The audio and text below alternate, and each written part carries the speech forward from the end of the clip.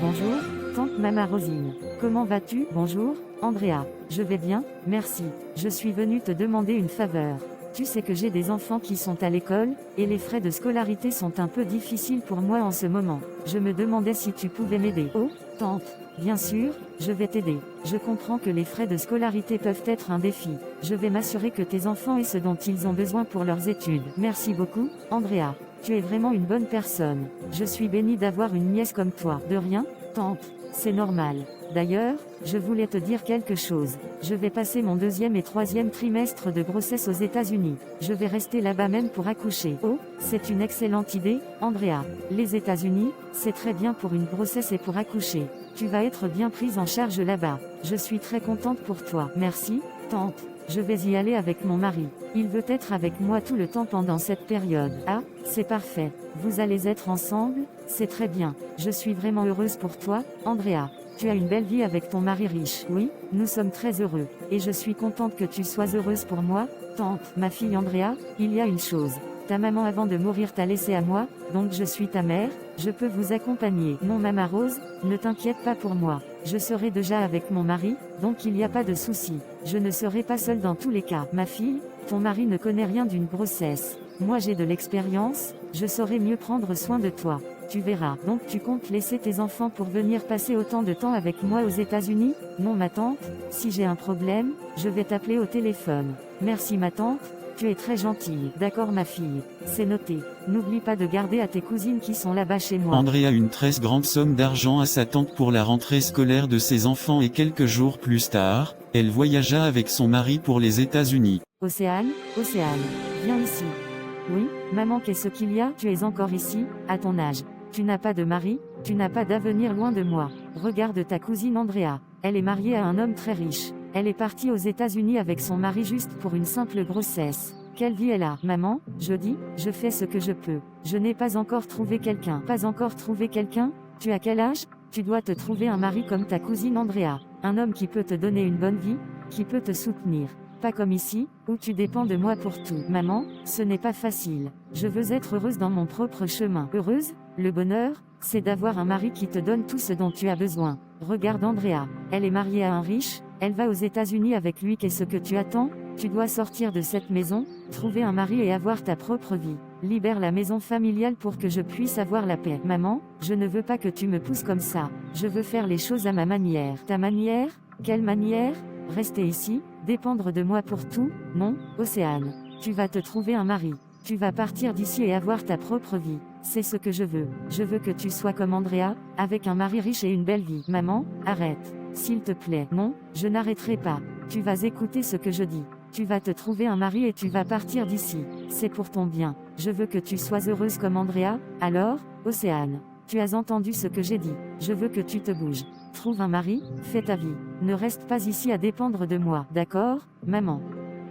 Océane, je voulais te parler de quelque chose. Qu'est-ce que c'est, Armand? Je suis intéressé par toi, Océane. Je trouve que tu es une personne vraiment spéciale et j'aimerais apprendre à te connaître mieux. Oh, Armand, c'est gentil de ta part. Mais je pense que tu devrais venir parler à ma mère à propos de ça. D'accord, je veux bien venir parler à ta mère. Mais, je traverse des moments difficiles en ce moment. J'ai eu des cauchemars, des peurs de la mort, et je ne sais pas si c'est le bon moment pour... Des moments difficiles? Quel genre de moments, Armand? Mes affaires ne donnent pas. Cette situation que je traverse actuellement me trouble tellement. Et même récemment, j'ai perdu une grosse somme d'argent dans mon business, ça m'a beaucoup troublé. Mais malgré tout ça, quand je te vois, Océane, je me sens un peu mieux. Je suis désolée pour ce que tu traverses, Armand. Mais je pense que parler à ma mère pourrait être une bonne chose. Elle est une personne qui a des attentes fortes pour moi. Et si tu es intéressé par moi, elle voudra savoir. D'accord, je comprends. Je vais venir parler à ta mère. Mais je ne sais pas comment elle va réagir, vu les difficultés que je traverse. Je serai là, Armand. Je vais te soutenir. Et on va voir comment ma mère réagit. Mais je pense que c'est important que tu sois honnête avec elle sur ce que tu ressens et sur les difficultés que tu as. D'accord, Océane. Je vais être honnête. Je vais venir parler à ta mère. quand veux-tu que je vienne? Je vais arranger ça avec maman. Je te dirai quand. Merci, Armand, d'être honnête avec moi sur tes difficultés. Maman, je voulais te parler de quelque chose. Qu'est-ce que c'est, Océane? Qu'est-ce qui se passe? J'ai rencontré un homme. Il s'appelle Armand. Il est prêt à venir te rencontrer pour parler de moi. Ah, c'est bien. Je suis heureuse pour toi, Océane. Comment est-il? Est-ce qu'il est riche? Non, maman. Il n'est pas riche. En fait, il traverse des moments assez difficiles financièrement pour le moment. Quoi? Pas riche? Et il traverse des difficultés financières? Océane, pourquoi as-tu choisi quelqu'un comme ça? Tu devais trouver un homme riche comme ta cousine Andrea. Un homme qui pourra très bien prendre soin de toi, qui pourra même me construire une villa. Pas quelqu'un qui ne s'en sort pas financièrement. Maman, Armand est une bonne personne. Il a des qualités. Les qualités ne paient pas les factures, Océane. L'argent est ce qui compte dans la vie. Tu as besoin d'un homme qui peut te donner une vie confortable, sécurisée. Pas quelqu'un qui lutte financièrement. Maman, pourquoi? Pourquoi est-ce que tu ne peux pas comprendre? Armand est quelqu'un de bien. Je comprends très bien, Océane. Et je ne suis pas d'accord pour cette relation-là. Tu vas oublier cet Armand et chercher quelqu'un de mieux. Quelqu'un qui a de l'argent, du statut. Qu'est-ce que la vie a contre moi? Pourquoi est-ce que tout doit être si difficile? Pourquoi est-ce que tu ne peux pas être heureuse pour moi avec quelqu'un que j'aime? Je suis heureuse pour toi quand tu as quelqu'un qui peut te donner une bonne vie. Pas avec quelqu'un qui va te tirer vers le bas. Maman, s'il te plaît. Non, Océane. C'est comme ça. Tu vas faire ce que je dis. Je ne sais pas quoi faire. Tu vas oublier Armand et chercher mieux. C'est tout. Grand féticheur, je suis venu vous voir pour une affaire très importante concernant ma fille Océane. Quelle est l'affaire, Maman Rose? Qu'est-ce qui vous amène ici? Je ne comprends pas pourquoi ma fille Océane n'arrive pas à emmener un homme riche qui est prêt à l'épouser. Pourtant, ma nièce Andrea a épousé un homme très riche. Je veux que vous fassiez quelque chose pour aider Océane. Je veux que vous fassiez des échanges spirituels pour que Océane ait la même chance que Andrea. Des échanges spirituels, vous dites? Que voulez-vous que je fasse exactement? Je veux que vous volez la gloire du mari de Andrea et que vous mettiez ça sur l'homme que ma fille Océane va rencontrer. Je veux que le mari de Andrea devienne pauvre et l'abandonne. Et je veux que ma fille Océane épouse un homme riche. C'est une demande puissante, Maman Rose. Pour faire cela, j'ai besoin de quelque chose qui appartient à Andrea. Oui, j'ai quelque chose qui lui appartient. Un objet personnel. Apportez cet objet avec une offrande. Je ferai les échanges de vie des deux. Océane prendra la vie de Andrea, en quelque sorte. Les bénédictions et les opportunités qui étaient destinées à Andrea seront transférées à Océane. D'accord.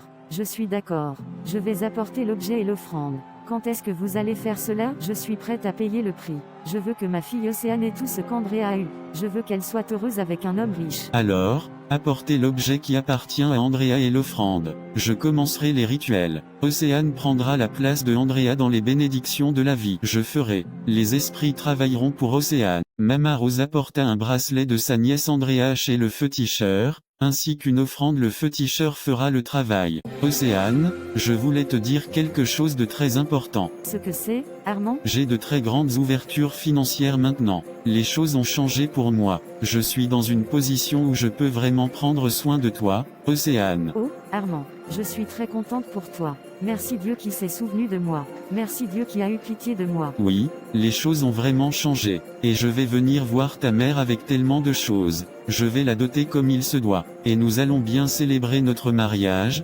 Océane. Tout va être beau et joyeux. Je suis très heureuse, Armand. Merci Dieu qui a pitié de moi. Je savais que tu étais quelqu'un de bien et que les choses allaient s'arranger. Merci, Océane. Merci d'avoir cru en moi. Merci de m'avoir soutenu même quand les choses étaient difficiles pour moi. Je savais qu'un jour, les choses allaient changer. Je savais que Dieu avait un plan pour nous. Et maintenant, tout semble s'arranger pour nous. Oui, tout s'arrange. Et je suis heureux de partager cette nouvelle vie avec toi, Océane. Tu es la personne avec qui je veux être. Moi aussi, Armand. Je veux être avec toi. Je suis si heureuse que nous soyons ensemble maintenant. Nous allons faire de grandes choses ensemble, Océane. Et nous allons rendre grâce à Dieu pour tout ce qu'il a fait pour nous. Oui, nous allons rendre grâce. Dieu est bon. Il a entendu nos prières. Je t'aime, Océane. Je t'aime aussi, Armand. Christophe, bonjour. Je voulais vous parler de quelque chose de très grave concernant la marchandise qui devait venir de la Chine. Qu'est-ce qui se passe, Serge? Qu'est-ce qui est grave? La marchandise que nous attendions de la Chine n'est pas arrivée. Je ne comprends rien. Nous pensions qu'elle allait arriver comme d'habitude, mais elle n'est pas là. Et le pire, c'est que nous avions tout investi dans cette marchandise. Quoi? Tout investi? Quelles explications as-tu demandé à propos de cette marchandise? Qu'est-ce qu'ils ont dit exactement? Il doit y avoir une raison pour que la marchandise ne soit pas arrivée. Je leur ai demandé des explications, mais ils ne donnent pas de réponse claire. Ils disent juste qu'il y a eu des problèmes, mais ils ne précisent rien. Et maintenant, nous sommes dans une situation très difficile. Nous avions compté sur cette marchandise pour nos ventes. C'est grave, Serge, très grave. Nous devons savoir ce qui s'est passé exactement. As-tu essayé de contacter d'autres personnes dans la chaîne d'approvisionnement pour avoir plus d'informations? Oui, j'ai essayé, mais personne ne semble savoir quoi que ce soit de précis. C'est comme si la marchandise avait disparu dans les airs. D'accord, Serge, je veux que tu continues à essayer de contacter ces gens en Chine. Je veux des réponses. Je veux savoir ce qui est arrivé à cette marchandise. Nous devons protéger les intérêts de notre entreprise. D'accord, Christophe? Je vais continuer à essayer d'avoir des réponses. Mais je suis inquiet. Nous avons beaucoup investi dans cette marchandise. Je sais, Serge, nous allons gérer cela. Mais il faut des réponses. Je compte sur toi pour me tenir informé de tout ce que tu apprends. Tiens-moi au courant, Serge. Je veux savoir tout ce qui se passe. D'accord, Christophe? Je vous tiens au courant. Andrea perda la grossesse et retourna au pays avec son mari. Andrea, qu'est-ce qui se passe dans notre vie? Je ne comprends absolument rien. Tout semble s'effondrer autour de nous. Christophe, moi non plus, je ne comprends rien. Tout va mal. On dirait que tout ce qu'on touchait se transformait en problème. Oui, je sais. Et on a aussi perdu la grossesse. Jeudi, je devais accoucher aux États-Unis. Mais ça n'a pas marché comme prévu. Oh, Andrea, je suis désolé. Je sais à quel point tu voulais ce bébé. Et maintenant? Qu'est-ce qu'il nous reste? Christophe, qu'est-ce qu'il nous reste de tout ce qu'on avait construit? Il nous reste juste la maison et la voiture. C'est tout. La maison et la voiture. C'est tout ce qu'il nous reste? Ça semble si peu après tout ce qu'on a travaillé pour avoir. Je me sens comme si on avait tout perdu, Christophe. La marchandise, la grossesse, tout. Qu'est-ce qu'on va faire maintenant? On va trouver un moyen de s'en sortir, Andrea. On va rebâtir. On a toujours été forts ensemble. On va passer à travers ça. Je l'espère, Christophe. Je l'espère vraiment. Je ne sais pas combien de coups on peut encore encaisser. On va s'en sortir, chérie. On est ensemble. C'est tout ce qui compte. Je veux juste que les choses redeviennent comme avant, Christophe. Je sais, chérie. Moi aussi. On va essayer de reconstruire. On va essayer de retrouver un peu de stabilité. Océane, je suis content. J'ai gagné sur les grands marchés tout le temps. La vie est très prospère pour moi maintenant. Je suis vraiment heureux. Oh, Armand, je suis très contente pour toi. Enfin, ma mère sera très contente de ce que je deviens. Elle a passé son temps à me comparer à ma cousine Andrea qui avait épousé un homme riche. Aujourd'hui, c'est mon tour. Je rends grâce à Dieu qui s'est souvenu de moi et a enlevé la honte sur moi. Je suis si heureuse. Oui, la vie est belle maintenant. Et toi, Océane? Tu es avec moi, c'est tout ce qui compte. Et tu sais, Armand, ma cousine Andrea est rentrée au pays. Apparemment, elle a perdu la grossesse. Oh, je suis désolé pour elle. C'est dur de perdre une grossesse. Peut-être qu'on devrait aller rendre visite à ta cousine? Non, c'est bon pour elle. À cause d'elle, ma mère a passé tout le temps à m'insulter, à me dire que je n'étais pas comme Andrea. Maintenant, c'est aussi son tour de la honte. Océane, je ne suis pas d'accord avec ta façon de voir la vie. Ce n'est pas bien de se réjouir des malheurs des autres. La vie a ses hauts et ses bas pour tout le monde. Mais, Armand, tu ne comprends pas. Ma mère a été très dure avec moi à cause d'Andrea. Elle disait toujours que je devais être comme Andrea. Je comprends que ta mère ait fait des comparaisons, Océane. Mais nous devons être au-dessus de ça. Nous devons avoir de la compassion pour les autres, même pour ta cousine Andrea. La vie est fragile, et on ne sait jamais ce qui peut arriver. Peut-être que tu as raison, Armand. Je devrais peut-être essayer de voir les choses autrement. C'est ça. Et je serai là pour t'aider à voir les choses de la meilleure façon possible. Ensemble, on peut faire face à tout. Je t'aime, Océane. Et je veux que tu sois heureuse, pas en te comparant aux autres ou en souhaitant des malheurs pour eux. Je t'aime aussi, Armand. Je vais essayer de voir les choses comme tu me le dis. Quelques semaines plus tard, Armand et Océane se marieront. Non, non. Ma maison, qu'est-ce qui se passe? Putain de vie. Pourquoi tout s'acharne contre moi? D'abord les difficultés financières, les cauchemars, et maintenant ma maison qui brûle. C'est quoi le sens de tout ça? Merde, merde. La vie est une saloperie. Elle te prend tout et te laisse avec rien. Pourquoi je dois subir tout ça? Qu'est-ce que j'ai fait pour mériter ça? Pourquoi? Pourquoi ma maison? Tout ce que j'avais, tout ce que j'ai construit. Les flammes sont en train de tout dévorer. C'est comme si la vie se foutait de moi. La vie est une pute. Une pute sans cœur qui te prend tout et te laisse nu. Elle te promet des rêves et te les arrache. Elle te donne des espoirs et te les piétine. Quelle saloperie. Tout est fini. Tout est foutu. Qu'est-ce qu'il me reste maintenant? Rien. Absolument rien. La vie est une saloperie. Une saloperie. Andrea, je ne sais pas quoi te dire. J'ai tout perdu. Tout. Même la maison et la voiture qui nous restaient, elles ont pris feu. Je suis détruit. Oh, Christophe, je suis désolé. Je sais à quel point c'était dur pour nous. Mais je pense que tout ce qui nous arrive ici est très profond. Nous devons présenter cette situation à Dieu. C'est de trop pour nous gérer seuls. Je pense que Dieu m'a vraiment abandonné cette fois-ci, Andrea. Je ne vois pas de sortie. Je ne sais plus quoi faire. Tout s'effondre autour de nous. Non, Christophe, nous ne devons pas penser que Dieu nous a abandonnés. Au contraire, c'est dans les moments les plus difficiles que nous devons nous tourner vers lui. Nous devons chercher son aide, son intervention. C'est de trop pour nous, mais pas pour Dieu. Tu as raison, Andrea. Je suis d'accord. Nous devons prendre un programme de 3 jours de jeûne et de prière. Certainement, Dieu va agir. Il va nous montrer une voie, une sortie de cette situation. Oui, Christophe, je suis d'accord pour ce programme de jeûne et de prière. Nous devons chercher Dieu de tout notre cœur. Nous devons lui dire nos besoins, nos douleurs, et lui demander son secours. Alors, nous allons commencer ce programme de 3 jours dès maintenant. Nous allons jeûner, prier, et chercher Dieu ensemble. Je suis sûr qu'il va nous entendre. Il va nous aider à sortir de ce gouffre. Je serai avec toi, Christophe. Nous serons ensemble dans ce jeûne et cette prière. Nous allons demander à Dieu de nous restaurer, de nous montrer sa voie dans cette obscurité. Nous allons le faire, Andrea. Nous allons crier à Dieu du fond de notre détresse. Et je crois qu'il va répondre. Il va nous faire voir sa lumière dans cette nuit. Nous allons faire ça, Andrea. Et nous allons voir Dieu agir dans nos vies. Oui, Christophe. Nous allons voir. Mama Rose, tante, j'ai tout perdu. Totalement tout perdu. Parler me dépasse. Je ne sais pas quoi faire. Qu'est-ce qui s'est passé, Andrea? Quelles sont les explications sur ce qui t'arrive? Tu as tout perdu, dis-tu? C'est trop long à expliquer, tante. Je ne peux pas tout te dire maintenant. Mais je suis dans une situation très difficile. Je me demande si tu peux m'héberger, moi et mon mari Christophe. Andrea, je suis désolée. Il n'y a pas assez de place chez moi. Je vis dans une petite maison avec mes enfants qui sont encore à la maison. Je ne peux pas vous héberger. Mais, tante, ta fille Océane est déjà allée en mariage. Comment est-ce qu'il n'y a pas de place chez toi? Tu as une maison. Ma tante, souviens-toi de moi. Je suis ta fille. J'ai besoin de ton aide dans ce moment difficile. Andrea, je comprends que tu es dans une situation difficile. Mais je t'ai dit, il n'y a pas assez de place. Et puis, vous avez votre propre vie à gérer. Vous devez trouver vos propres solutions. Tante, s'il te plaît, je t'en supplie. Nous n'avons nulle part où aller. Nous avons tout perdu. La maison, la voiture, tout. Comment allons-nous faire sans un endroit où rester? Andrea,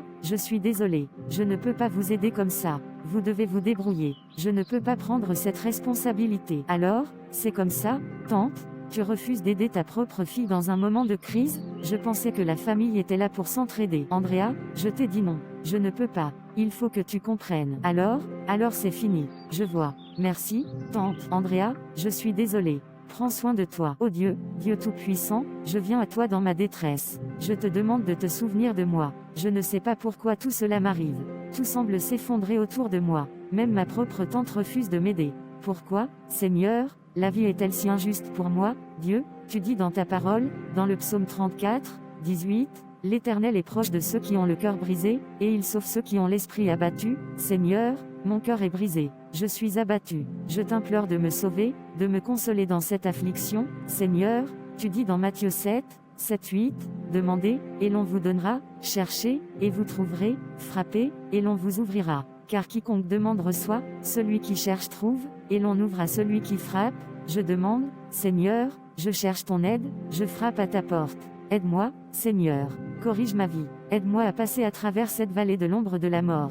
Console-moi, car je n'en peux plus. Dans Ésaïe 41, 10, tu dis, ne crains rien, car je suis avec toi, ne promène pas des regards inquiets, car je suis ton Dieu, je te fortifierai, je t'aiderai, je te soutiendrai de ma droite triomphante. Seigneur, je crois en cette promesse. Je te demande de me fortifier, de m'aider, de me soutenir dans cette épreuve. Seigneur, je suis à bout. Je n'ai plus de ressources. Je n'ai plus d'espoir humain. Mais je sais que tu es mon espoir. Tu es mon refuge.